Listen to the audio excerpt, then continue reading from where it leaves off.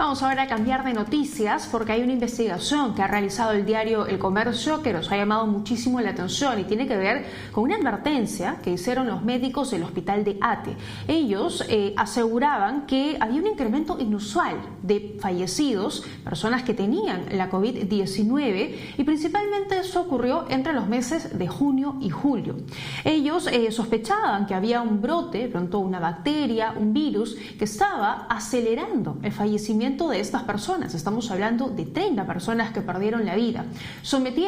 Hicieron unas pruebas de laboratorio y efectivamente sus sospechas fueron confirmadas porque los resultados dieron positivo a varias bacterias mortales como Acinetobacter, Klebsiella, Pneumoniae y Pseudomonas. Son, algunas bacterias mortales, pero para entender realmente a qué se refiere, qué generan finalmente en el cuerpo humano, vamos a conversar de inmediato con el doctor Augusto Tarazona, quien es presidente del Comité de Salud Pública del Colegio Médico. Gracias por acompañarnos, bienvenido a la Central de Informaciones. Buenas tardes, un gusto de saludarles y efectivamente el tema de las contaminaciones en las unidades de cuidados intensivos es algo que preocupa a la comunidad médica porque suele ser frecuente. En las UCI suele ser frecuente porque se utilizan antibióticos de amplio espectro y las bacterias se van seleccionando hasta que se hacen resistentes a muchas medicinas, a muchos fármacos y suelen tener dificultades en su control. Por otro lado, ahora, ¿pero qué generan estas bacterias que han sido halladas en los cuerpos de 30 personas que han perdido la vida? Sí, estas bacterias cuando ingresan a las personas que se encuentran en condiciones deterioradas, usualmente en las UCIs, como les señalaba, generan diversos tipos de infecciones, problemas de infección intrahospitalaria pulmonar, infección de vías urinarias, neumonías intrahospitalarias, sepsis, es decir, infección del torrente sanguíneo, también que produce finalmente fallas orgánicas múltiples y conlleva la muerte. Y estas bacterias avanzan y avanzan porque los antibióticos no los controlan. Son usualmente muy resistentes a diversos antibióticos. Y el gran problema es que los antibióticos disponibles no logran controlar y hace que las bacterias hagan un daño enorme. Primero una parte del organismo que puede ser pulmón, riñón, cerebro y finalmente todo el organismo lo compromete. Ahora, doctor Tarazona, este informe periodístico recoge además los testimonios de personas que han perdido a sus familiares en el hospital de Ate a causa de estas bacterias mortales que han estado presentes por lo menos en estos 2 meses. Y ellos aseguran que los médicos les pedían que compren colistina, que entiendo que es un potente antibiótico que se usa como un último recurso para combatir a virus bastante potentes. ¿Es así? Sí, efectivamente, la colistina es un antimicrobiano de última línea, porque después de la colistina ya no tenemos otros antimicrobianos que puedan contener este tipo de infecciones de bacterias multiresistentes. Esto, lamentablemente, no todos los hospitales disponen o lo disponen en poca cantidad y cuando ahora hemos tenido una numerosa cantidad de personas dentro de las UCIs, se ha ido disminuyendo su disponibilidad dentro del hospital y ha hecho que las personas lamentablemente tengan que hacer gastos enormes porque realmente son bastante caros, costosos y muchas familias a veces no tienen la posibilidad de obtenerlo. Esto puede controlarse, o sea, las infecciones asociadas al cuidado de la salud, la que también llamamos infecciones intrahospitalarias o nosocomiales, puede controlarse, no tener la magnitud que en algunas oportunidades tiene causando brotes y fallecimientos de muchas personas. Para eso se instaura programas de control de infecciones que permite disminuir los riesgos de infecciones y permite disminuir los riesgos de la quiero llegar, doctor Tarazona.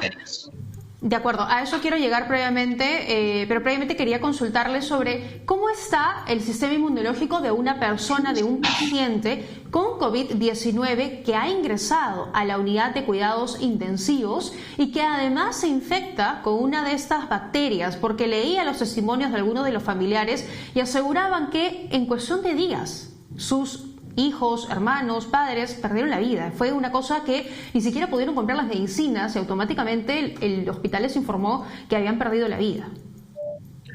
Sí, fíjese, las personas que tienen COVID-19 y llegan a las UCIs es porque pueden tener dos condiciones. Una es algunas comorbilidades que han deteriorado su estado de salud y lo otro es que producto de la propia infección por el COVID tienen una inmunidad alterada. Existe una alteración inmunológica que permite que muchas bacterias u otras complicaciones ingresen al organismo humano. Esto es penoso, por decirlo de alguna forma, porque hace mucho más complicado el manejo de estos pacientes. Es decir, tenemos el sustrato persona con inmunidad deteriorada y con comorbilidad, y al frente tenemos bacterias muy resistentes que no mueren con antibióticos antibacterianos que comúnmente se utiliza en los hospitales. Se requiere de potentes antimicrobianos que algunas veces, además de ser potentes contra el microbio, también producen daños o por toxicidad o por efectos secundarios a la propia persona. Entonces, un paciente con una infección intrahospitalaria suele tener una evolución muy rápida. En pocas horas se complica y en pocas horas, en un par de días, puede evolucionar a ser una falla multiorgánica, es decir, hay deterioro de los diversos órganos del cuerpo, el cerebro, el corazón, el pulmón, el hígado, el riñón, y finalmente llegan a la muerte. Esto puede ser en poco tiempo si no hay una intervención inmediata. De allí la necesidad de que los hospitales tengan la disponibilidad de medicamentos también de tercera línea, de última línea de contención para este tipo de infecciones, que no siempre lo existe. Por Pero, eso doctor, es que sí, le decía que no siempre por eso existe. le han pedido a los familiares que compren. Efectivamente, y también no solo a los familiares, sino desde el Colegio Médico hemos apoyado en la compra de medicamentos de este tipo para algunos colegas que han estado en la UCI con este tipo de problemas de infección. Lamentablemente, ahora, no se ha previsto el abastecimiento necesario de este tipo de medicinas que ahora debemos ya sobre el camino, sobre la marcha, tener que abastecer a nuestros hospitales, porque no es bueno que estemos haciendo comprar a los familiares. Por supuesto. Doctor, usted decía también que el riesgo de las infecciones en las salas UCI de cualquier hospital es alto, pero ¿cómo se puede reducir ese riesgo de contagio, de contraer cualquier bacteria, cualquier microorganismo? Sí, efectivamente, todas las UCIs están en esa posibilidad de tener microorganismos muy resistentes que pueden dañar al paciente. Para ellos es necesario desarrollar algunos programas educativos para el uso racional, adecuado de los antibióticos en el entorno hospitalario y también en los domicilios, porque existe mucha automedicación de antibióticos. Eso tiene que modularse, tiene que cambiar. Y adentro del hospital, programas de control de infecciones que tienen que ver precisamente con el abastecimiento de los antibióticos oportunamente, pero también tiene que ver con el uso de equipos de protección personal como guantes, etcétera. Tiene que ver con el lavado de manos, tiene que ver con la separación de los pacientes en una distancia apropiada entre un paciente y otro, porque en algunas oportunidades, por la necesidad de poner pacientes críticos dentro de una UCI, de un ambiente, se juntan los pacientes y los microbios tienen la posibilidad de transmitirse hacia el otro paciente que está al costado a través de algunos mecanismos mecánicos, algunos procedimientos mecánicos.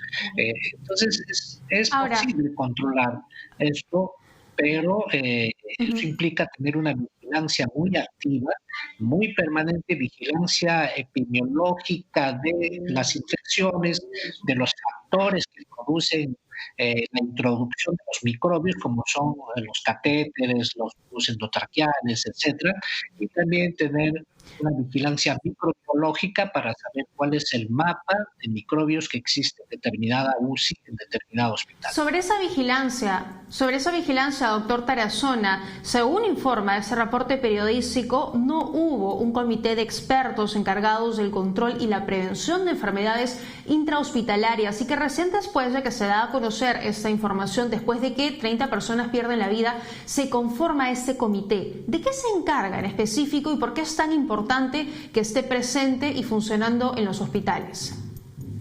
Fíjese, una de las grandes demandas que el Colegio Médico tiene y ha tenido y sigue teniendo ante el Ministerio de Salud es la activación efectiva de los comités de prevención y control de infecciones intrahospitalarias.